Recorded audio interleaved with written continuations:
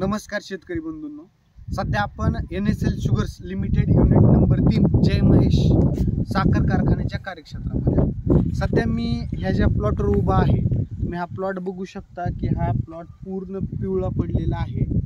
म्हणजे हा प्लॉट पूर्ण केवडा या रोगाने ग्रस्त आहे. केवडा म्हणजे आयर्न क्लोरोसिस या रोगाने ग्रस्त आहे. मग आता आपल्या ऊस पिकामध्ये आयर्न क्लोरोसिस म्हणजे केवडा हा कसा ओळखायचा हे मी तुम्हाला सर्वप्रथम सांगतो. या ठिकाणी तुम्ही बघू शकता की हे बेट पूर्ण पिवळं पडलेलं आहे. मग हे नुसतं पिवळं पडलेलं आहे म्हणजे आयर्न क्लोरोसिस आहे का? तर तुम्ही या ठिकाणी बघू शकता की जे पान पूर्ण पिवळं पडून त्याची हे जी मधली कडा जी आहे, ही कडा जी पांढरी पडलेली आहे, तर हा प्लॉट केवडा या रोगाने ग्रस्त आहे. म्हणजे आयर्न क्लोरोसिस त्याला झालेला आहे. बरं, मग हा आयर्न क्लोरोसिस का होतो आणि ह्याच्या उपाययोजना कशा ह्या मी तुम्हाला आता या व्हिडिओमध्ये सांगणार आहे. आयर्न क्लोरोसिस म्हणजे लोह व जस्त याच्या सूक्ष्म अन्नद्रव्याच्या कमतरतेमुळे हा केवडा रोग ऊस पिकाला होत असतो. तर मग हा रोग कशा प्रकारे रोखायला पाहिजे तर आणि त्याचं नियोजन कसं केलं पाहिजे हे मी तुम्हाला थोडक्यात सांगतो. सर्वात प्रथम, जर हा रोग तुमच्या फील्डवर आढळला, तुमच्या शेतामध्ये तुम्हाला आढळला, तर सर्वात प्रथम तुम्ही काय करा, जर लागणीच्या वेळी म्हणजे जर सुरुवातीच्या वेळेस जर तुम्ही फेरस सल्फेट 10 किलो आणि झिंक सल्फेट 10 किलो टाकलं तर त्याचं नियोजन होऊ शकतं. ते झालं लागणीच्या वेळेस. परंतु अशा परिस्थितीमध्ये आता जर आपण पाहिलं या फील्डवरती तर ह्याची लागण या ठिकाणी झालेली आहे. मग अशा कंडिशनमध्ये याचं नियोजन कसं करायला पाहिजे तर सर्वप्रथम आपण 500 ग्राम फेरस सल्फेट आणि 500 ग्राम झिंक सल्फेट घ्यायचं आहे. त्यामध्ये 2 किलो युरिया टाकायचा आहे आणि हे 100 लिटर पाण्यामध्ये मिक्स करून ह्याची फवारणी तुम्ही तुमच्या शेतामध्ये घ्यायची आहे. हा झाला एक भाग. अशा प्रकारे तुम्ही त्याचं कंट्रोल करू शकता. परंतु बाकी पण काही नियोजन आहेत ते आपण कसे करायचे आहेत हे मी तुम्हाला सांगतो. सर्वप्रथम तुमचा ऊस तुटून गेला. ऊस तुटून गेल्याच्या नंतर तुम्ही ग्राउंड लेवल म्हणजे जमिनीलगत बुडक्या छाटून घ्यायच्या. जमिनीलगत बुडक्या छाटून घेतल्याच्या नंतर मध्ये त्याच्यावरती बुरशीनाशक आणि कीटकनाशक याचा स्प्रे तुम्हाला त्या ठिकाणी घ्यायचा आहे. म्हणजे या केवड्याचं नियंत्रण त्या ठिकाणी होईल. आणि शेतकरी मित्रांनो, लक्षात ठेवा, ज्या जमिनीमध्ये जास्त प्रमाणात ह्या केवडा रोग झाला तर आपण समजून जायचं की ती जमीन चुनखडी युक्त जमीन आहे. त्या जमिनीमध्ये चुनखडीचं प्रमाण जास्त आहे. ज्या जमिनीमध्ये चुनखडीचं प्रमाण जास्त असतं त्या जमिनीमध्ये सगळ्यात जास्त हा केवडा रोग तुम्हाला बघायला मिळतो.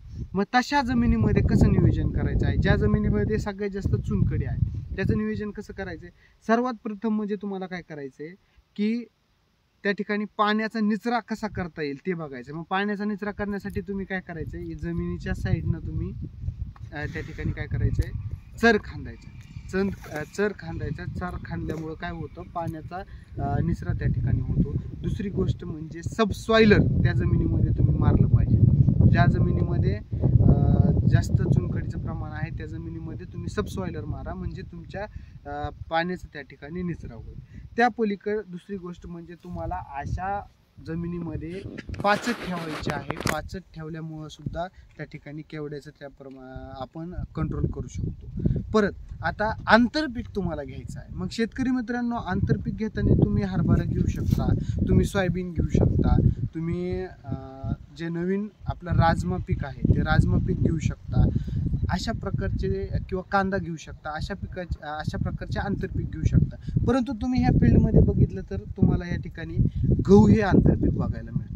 तर शेतकरी बांधवांनो, माझी तुम्हाला नम्रतेची विनंती आहे की गहू हे पीक ऊस पिकामध्ये आंतरपीक म्हणून घेऊ नये.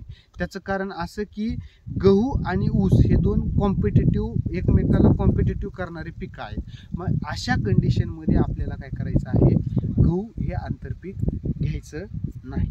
परत तुम्हाला आणखी मी या ठिकाणी थोडं केवड्याबद्दल सांगतो. या ठिकाणी तुम्हाला ही जी पिवळं पूर्ण पान दिसतंय, आता हे बघा, या ठिकाणी तुम्हाला हे पान पिवळं झालेलं दिसतंय. ह्याची कडा पांढरी झालेली दिसते. पण मग तुम्ही कधी विचार केलाय का की हे पिवळं पान झालं तर ह्याचा काय तोटा होईल का? 100% होईल शेतकरी बंधूंनो. हे पान पिवळं झालं ह्याचा अर्थ ज्या पानाला केवडा झालाय त्या पानामध्ये प्रकाश संश्लेषण क्रिया ही मंदावते. मग प्रकाश संश्लेषण क्रिया मंदावली म्हणजे काय झालं, त्या ठिकाणी अन्न तयार करण्याची प्रोसेस सुद्धा मंदावली. मग जर अन्न तयार करण्याची प्रोसेस मंदावली तर काय होणार, 100% त्या ठिकाणी तुमच्या फुटव्यावरती त्याचा परिणाम दिसणार. फुटव्या आता बघा की हे फुटव्याच्या स्टेजमध्येच हे पीक आहे. मग फुटवे त्या ठिकाणी कमी होणार. फुटवे कमी होणार निश्चित स्वरूपाने. फुटवे कमी झाल्यानंतर तुमच्या ॲव्हरेजसुद्धा त्या ठिकाणी घटणार. म्हणून तुम्ही सर्वात प्रथम म्हणजे केवड्याचं नियोजन करून घ्यायचं आहे. वेळोवेळी खताची शिफारस त्या ठिकाणी, खताची मात्रा त्या ठिकाणी व्यवस्थित द्यायची आहे. मग शेतकरी बंधूंनो, जर खताची शिफारस तुम्हाला घ्यायची असेल, ज्या जमिनीमध्ये केवडा झाला आहे त्या जमिनीमध्ये तुम्ही 100% माती प्रशिक्षण करून घेतलं पाहिजे. आणि सॉईल टेस्टिंग रिपोर्टवरती म्हणजे जो मातीचा अहवाल आहे परीक्षणाचा, त्या अहवालावरती तुम्ही काय करायचं आहे, खताची शिफारस त्या ठिकाणी, खत त्या ठिकाणी आपण घ्यायचं आहे. शेतकरी मित्रांनो, काही अडचण असल्यास जो स्क्रीनवर नंबर दिला आहे त्या स्क्रीनवरच्या नंबरवरती आपण संपर्क करायचा आहे. आणि अशाच नवीन व्हिडिओसाठी आपण हे चॅनल सबस्क्राईब करा, लाईक करा, शेअर करा आणि निश्चित रूपाने आपल्या शेतकरी बांधवांपर्यंत हा व्हिडिओ पोहोचा, म्हणजे जेणेकरून त्यांनाही हा केवडा काय आहे ते समजेल.